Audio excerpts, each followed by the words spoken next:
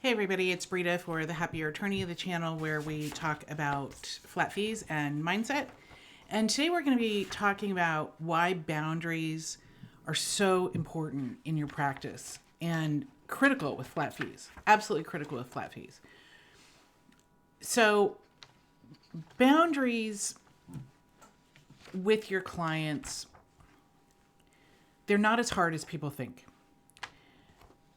But with flat fees, you absolutely have to have them. This is where we get in trouble with scope creep. We get in trouble with coming to the end of representation and having to have really uncomfortable conversations with your client that you need more money when you thought it was going to get done on time and it's not. This is where we're constantly saying or ever saying yes when we really want to say no. So flat fees don't remove the need for boundaries. They absolutely, you have to have boundaries. They require them. And so when I hear people having issues with flat fees, the issue isn't with flat fees. So for instance, scope creep. That's not a flat fee issue. That's a you not having boundaries issue with your client. That's not you having established what this entails, what representation is going to be done, and what work is going to be done and what work is not going to be done, and you holding to that. That's you not wanting to have an uncomfortable conversation with your client, and it doesn't even have to be that uncomfortable of just, that you want this additional work done. That's not covered in this agreement. I'd be happy to do it. But we're going to need to do an addendum and it's going to be this much in cost.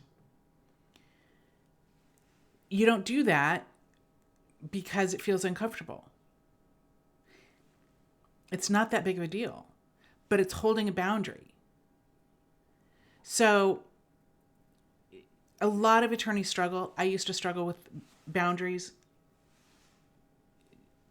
not as much as some attorneys with their clients, but many attorneys struggle with boundaries because they don't want to feel uncomfortable. And with hourly, it looks like you don't have to have as many boundaries because, if I do the work, they pay for it. Or at least I'm billing for it. God only knows if they pay for it or not. But I'll just, tack on more. And I've even heard attorneys say, one of the ways that I get problem clients to stop being client problems is I just, bill for every time I talk to him, which of course, and then they get a big, huge bill and then they stop. Or okay, that's one way to do it. Or you could just have a direct conversation with your client and hold a boundary. So what happens when we want to say no, but we say yes, and this is in any area of life, is we violate our own trust. We show that we don't have our own back. We're willing to put that person's perceived comfort above our own best interest. And that is really dangerous. That is so dangerous.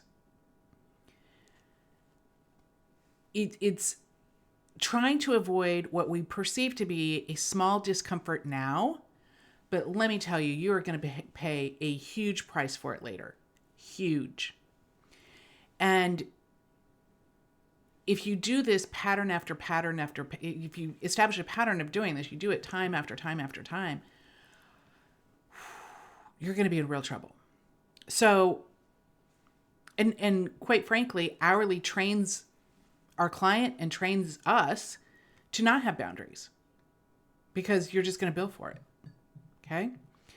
It normalizes emergencies and it allows us to justify, I'll just bill them for it. Okay. So why boundaries are both mindset and structure, especially when you're using flat fees well.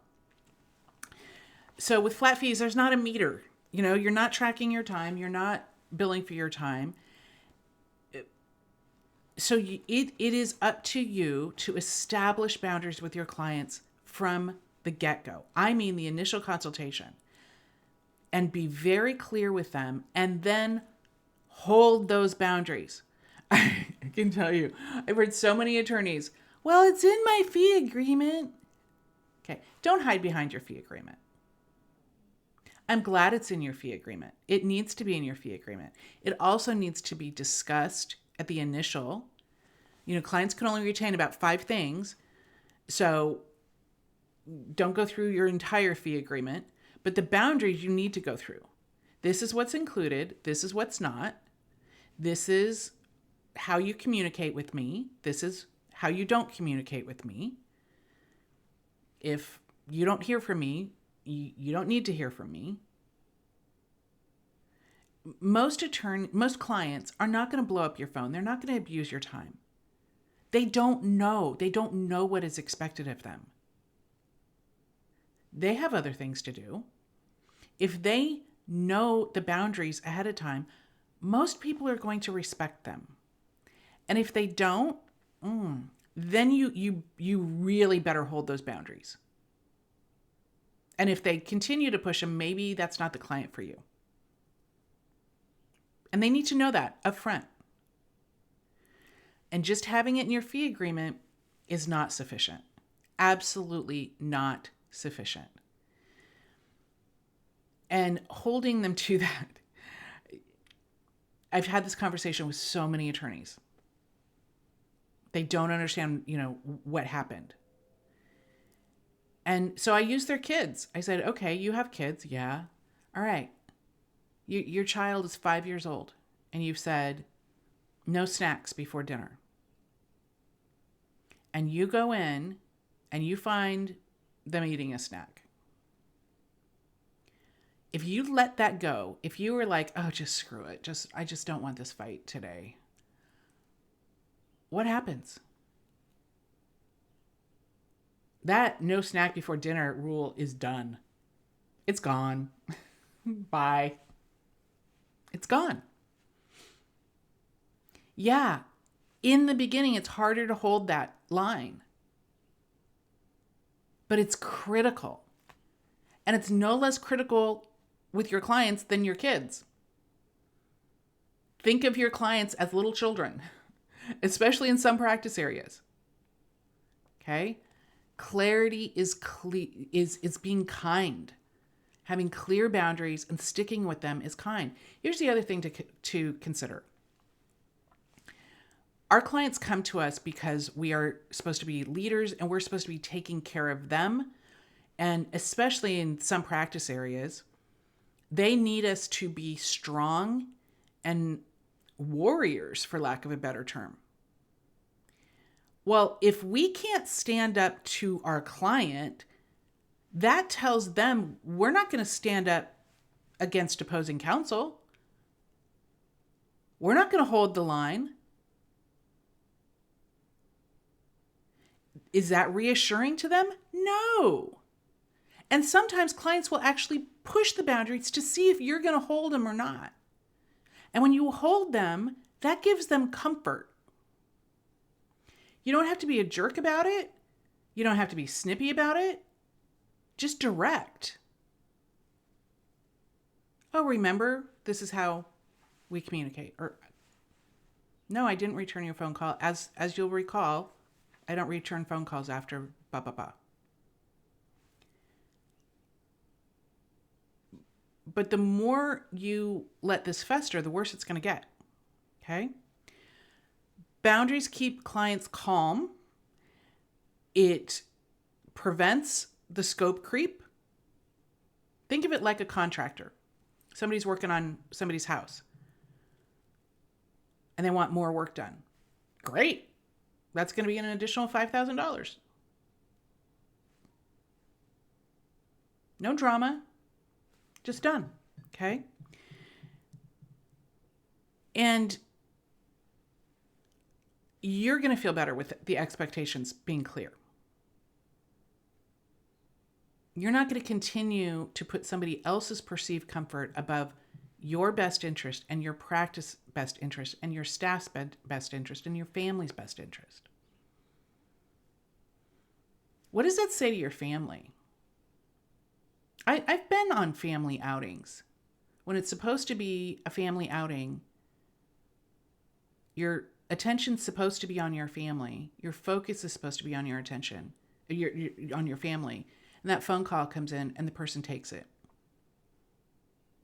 What does that say to your family? It says this person over here is always going to be more important than you. Oh, it's just one phone call. No, it's not just one phone call. And even if it was, why is that person more important than your family? This person that in 5 years from now, in 10 years from now, you're not even going to remember their name.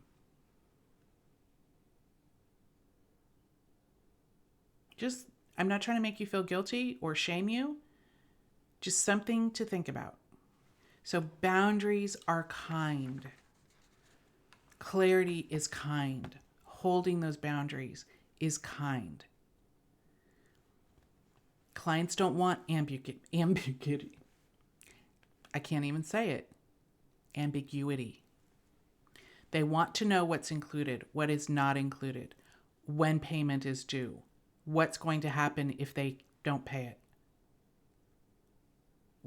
when they can communicate, how they can communicate. They want to know that information.